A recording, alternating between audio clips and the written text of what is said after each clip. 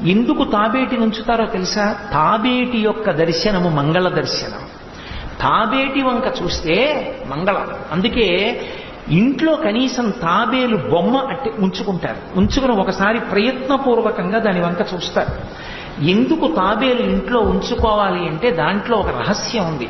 దీక్ష అని ఒక మాట. దీక్ష అన్న మాట దేనికి అన్వయం అవుతుంది అంటే యజ్ఞానికి అన్వయం అవుతుంది. యజ్ఞం చేసేటటువంటి వాడు దీక్ష స్వీకరిస్తాడు. దీక్షా స్వీకారం చేశాడు అంటే ఇంటి లోపలికి మళ్ళీ వెళ్ళరు.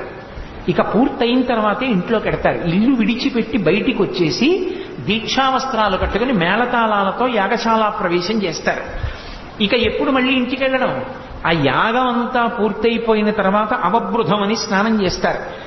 మంత్రాలతోటి అవబృధ స్నానం అని బ్రాహ్మణులు చేయిస్తారు. ఆ అవబృధ స్నానం చేశారు అంటే అవబృధ స్నానం చేసిన వాళ్ళు